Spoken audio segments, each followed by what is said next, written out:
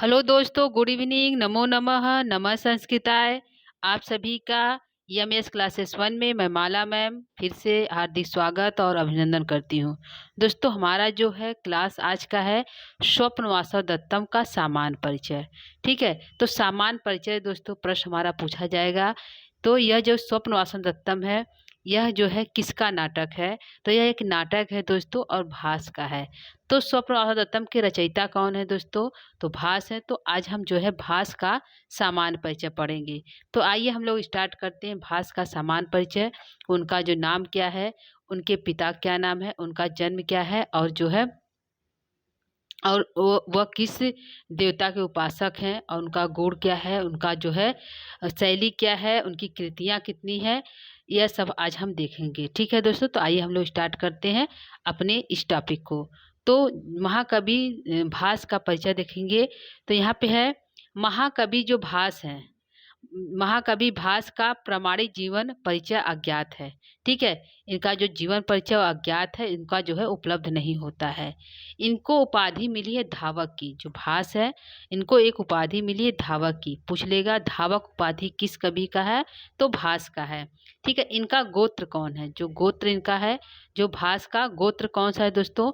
तो भास का जो गोत्र है वो है हमारा, भास का गोत्र हमारा है अगस्त्य गोत्र की हैमोदक शाखा में भास गोत्र है।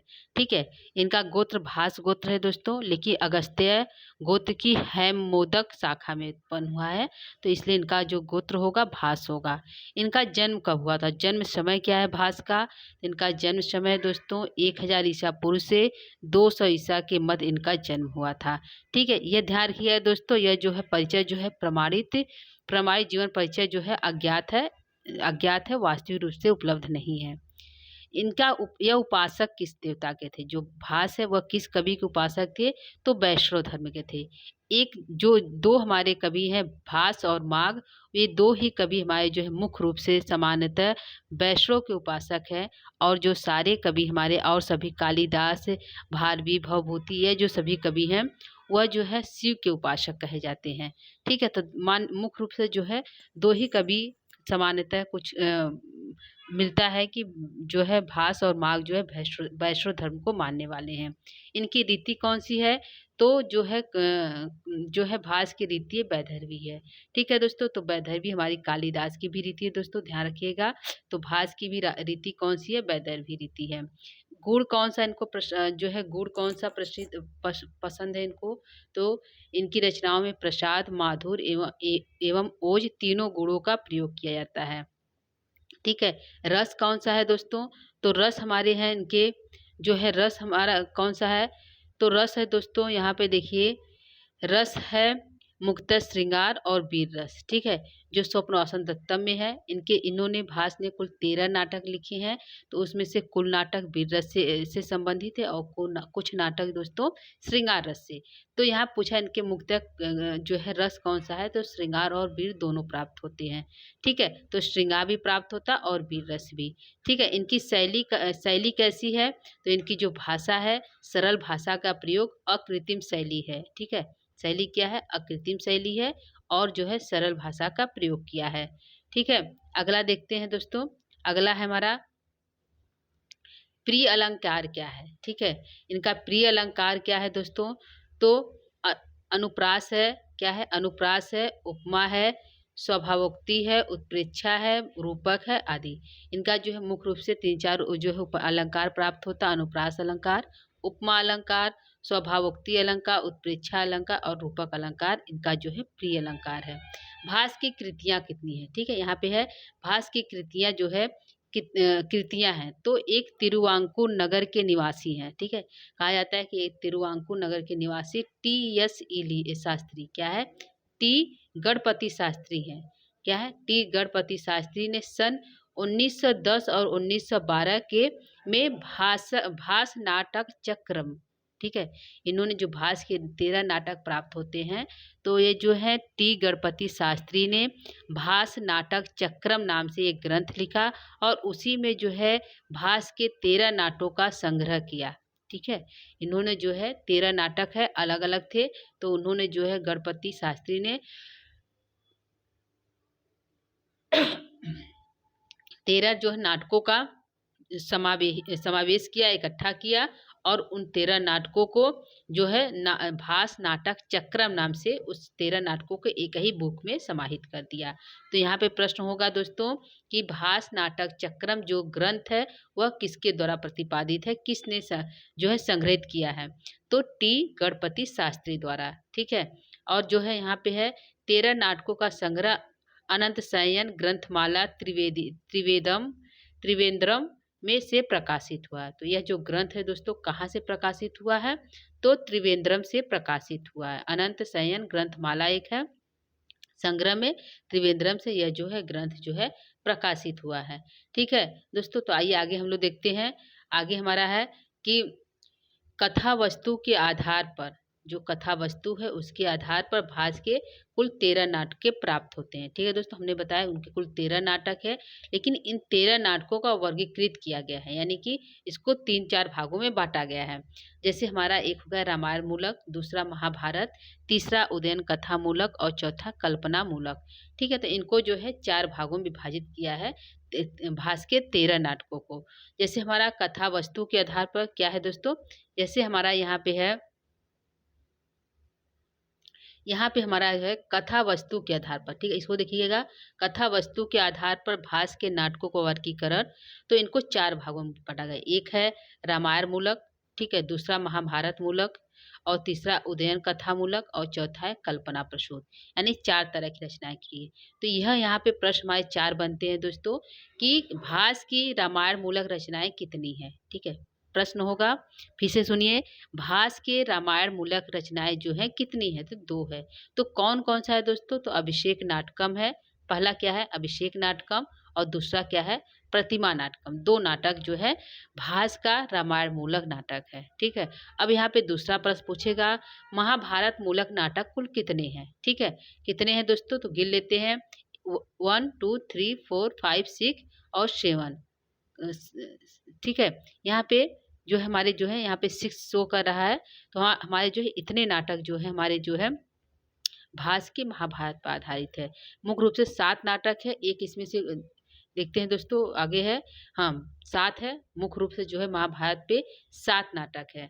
ठीक है, तो पहला है मध्य व्यायामोग, दूत वाक्यम, कड़भार, दूत घटोत्कच, पंचरात्रम, उरुभंगम और बालचरितम। यह 7 नाटक जो है महाभारत पर भास की रचित है।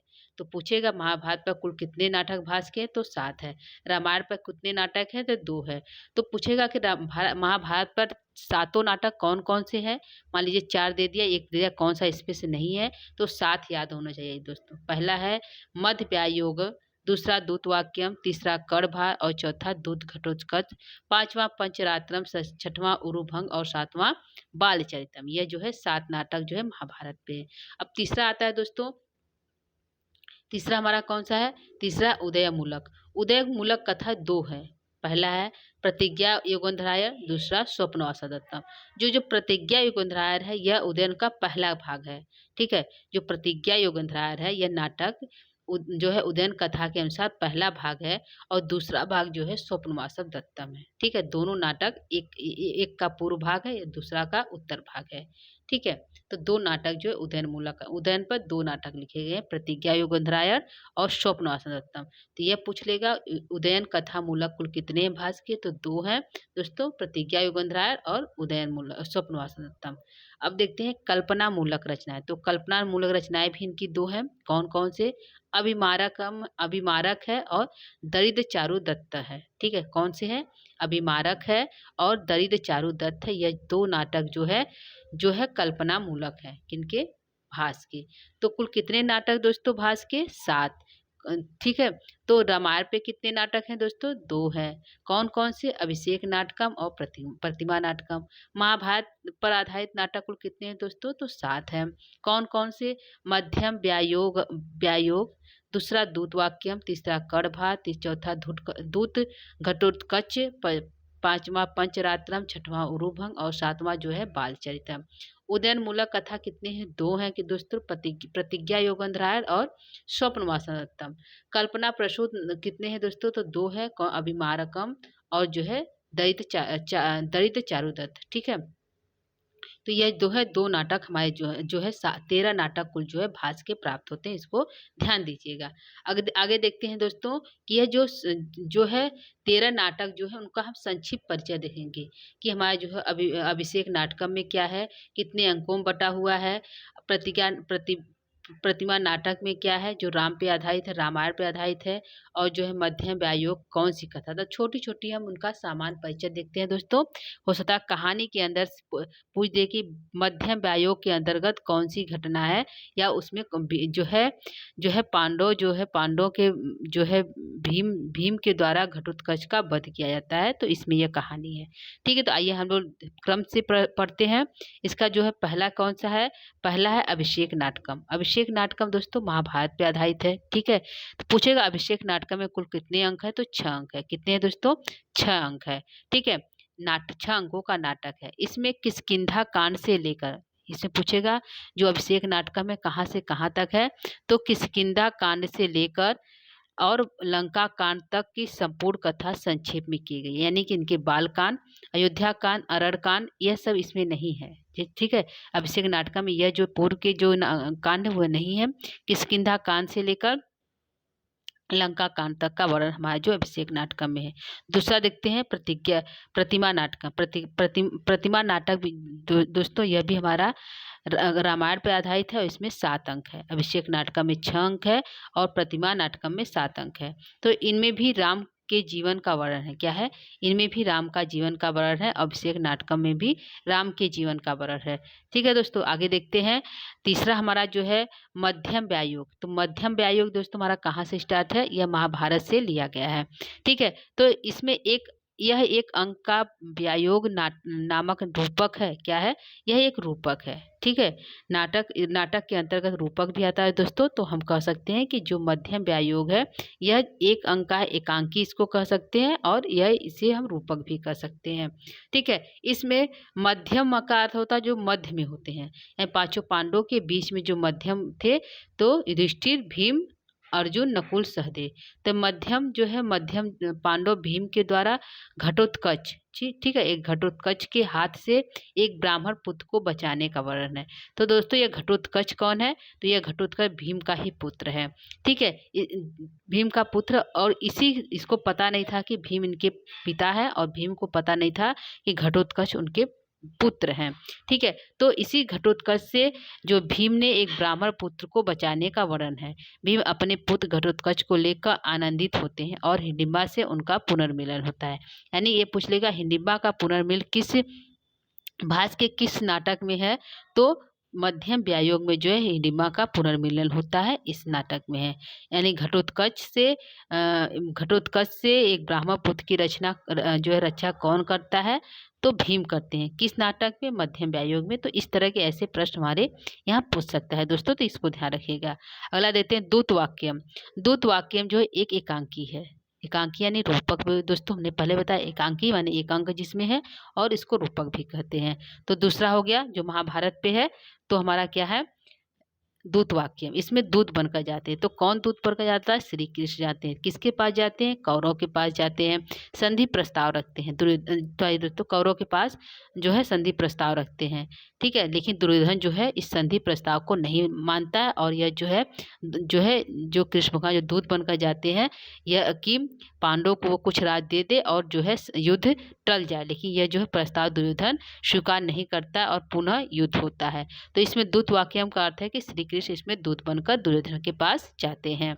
ठीक है, अगला देखते हैं करभार। करभार मतलब कर का भार, यानी कि जो कर होता है, जो है दुर्योधन का मित्र होता है, यह भी एकांकी है। क्या है, करभार भी एकांकी है। इसमें कर का ब्राह्मण भेषधारी इंद्र की को कवच और कुंडल दान में देने का वर्णन है। यानी कि जो करभार है, यानी कर के पास जन्म से ही कवच और कुंडल प्राप्त हुआ था। कर जो है सूर्यपुत्र है। ठीक है दोस्तों, तो कर सूर्यपुत्र है, इनको सूत पुत्र भी कहा जाता है। और कर जो है, कर के जन्म से ही इनको कवच और कुंडल प्राप्त था। तो उसी कवच और कुंडल को जो है वह जो है ब्राह्मण भेषधारी इंद्र को दान में देता है। इंद्र जो है अपने अर्जुन की विजय के लिए जो है कर्ण से कवच और कुंडल जो है दान में मांग लेता है।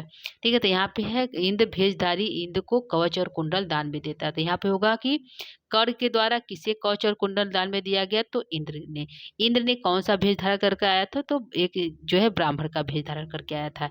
ठीक है दोस्तों, तो इस तरह के प्रश्न हमारे बनेंगे। अगला है दूत घटोत्कच। तो दूत घटोत्कच भी हमारा एकांकी है दोस्तों, नाटक है। इसमें अभिमन्यु की मृत्यु के बाद श्री कृष्ण का घटोत्कच को दूत बनाकर धृतराज के पास क्या था, धृतराष्ट्र के पास भेजना और दुर्योधन द्वारा उनका अपमान करना। ठीक है, दूत घटोत्कच जो है एकांकी है। अभिमन्यु की मृत्यु के बाद श्री कृष्ण जो है दूत घटोत्कच को दूत बनाकर धृतराष्ट्र के पास भेजते हैं समझौता के लिए। लेकिन दुर्योधन जो उसका अपमान करता है और जो है समझौता नहीं करता है, क्योंकि दूत बनकर जाना का मतलब होता है कि शांति प्रस्ताव करना। ठीक है, लेकिन यहाँ पे भी दुर्योधन नहीं मानता है। तो यहाँ दूत घटोत्कच यानी कि एक बार तो कृष्ण दूत बनकर गए और एक बार जो है घटोत्कच दूत बनकर गया। ठीक है दोस्तों, तो हमारा यहाँ पे हो गया। अगला देखते हैं पंचरात्रम। इसमें पंचरात्रम यानी कि 5 रात की कहानी है, लेकिन यह भी एकांकी है, रूपक है। इसमें 3 अंक है। पंचरात्रम है तो इसमें 3 अंक है दोस्तों। यज्ञ की समाप्ति पर द्रोण ने दुर्योधन से दक्षिणा मांगी कि पांडवों को आधा राज दे दे। दुर्योधन शर्त लगाता है कि यदि 5 रात को क्या है, शर्त लगाता है कि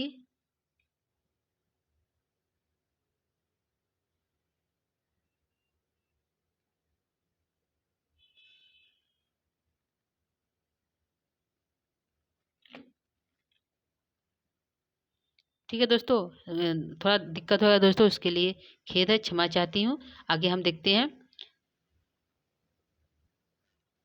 ठीक है, आगे हम देखते हैं कि जो है दूत घटोत्कच जो है यहाँ पे भेष बनाया जाता है। पंचरात्रम देखते हैं, 7वां हमारा क्या है, पंचरात्रम। ठीक है, पंचरात्रम हमारा 7वां है। 5 रात, इसमें 3 अंक है। यज्ञ की समाप्ति पर जो है द्रोण ने दुर्योधन से दक्षिणा मांगा कि पांडव को जो है आधा राज दे दे, क्या कर दे, आधा राज दे दे। और दुर्योधन शर्त लगाता है कि यदि 5 रात के अंदर यदि पांडव मिल जाते हैं तो वह दे देगा। लेकिन द्रोण के पास प्रयास से पांडव मिलते हैं और आधा राज प्राप्त करते हैं। ठीक है, इसमें पंचरात्रा में ये कहानी है। अगला देखते हैं उरुभंग। 8वां देखते हैं, उरुभंग है। यह भी एकांकी नाटक है।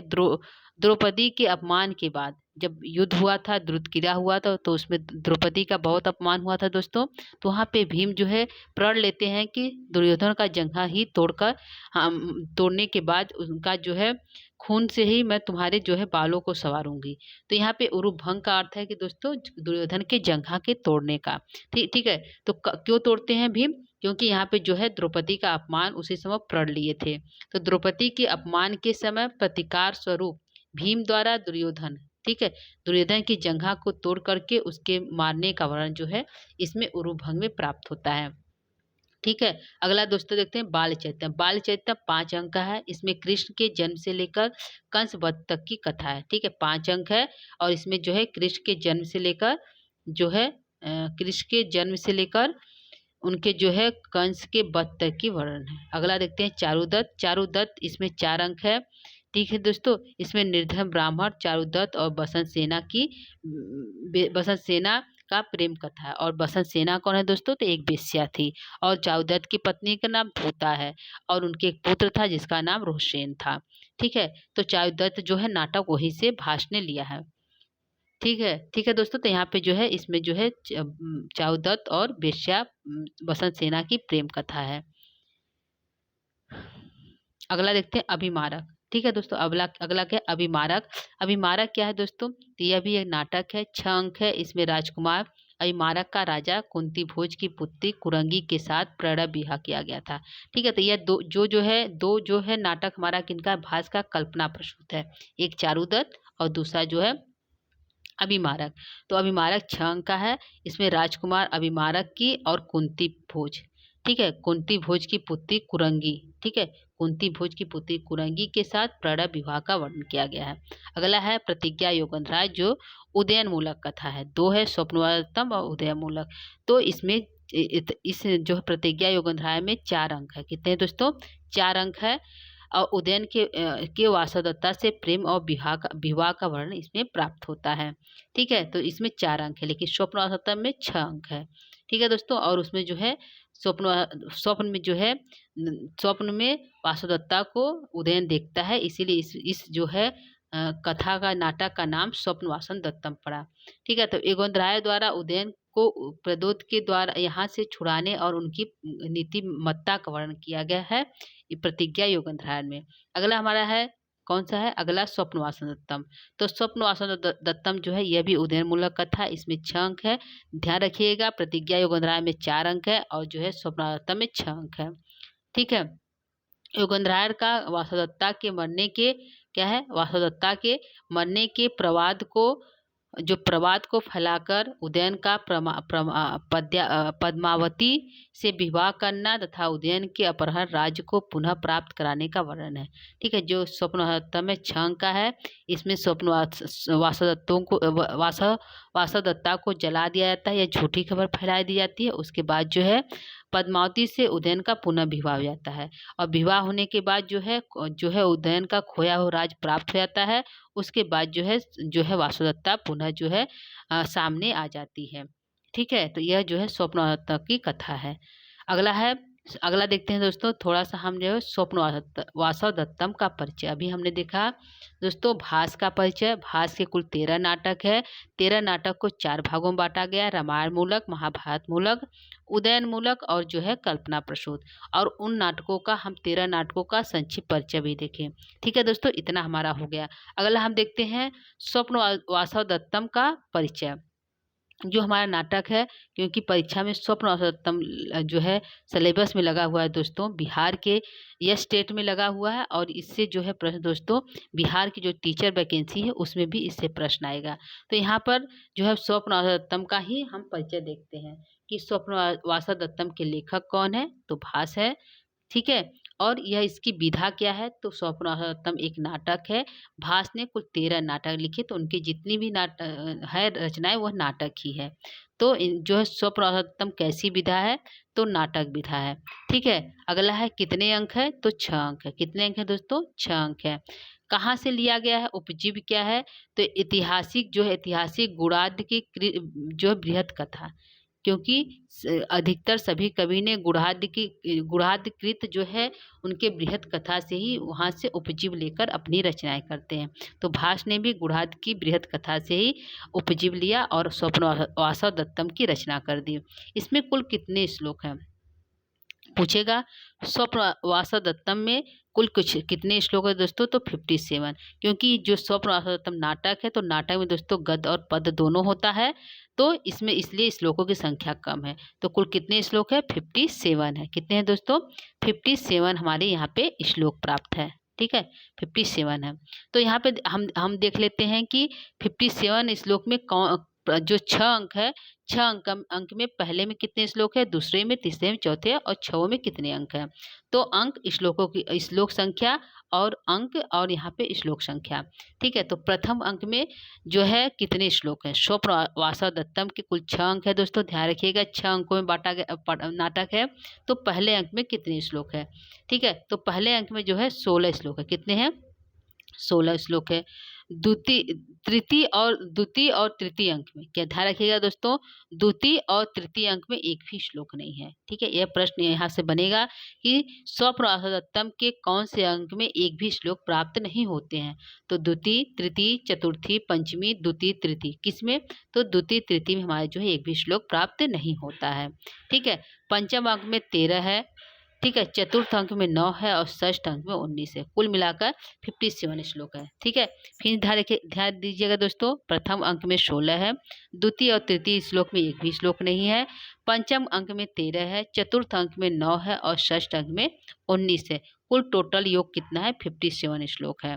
ठीक है, तो यहाँ पे जो है 57 श्लोक हमारा जो है स्वप्न वासवदत्तम में प्राप्त है।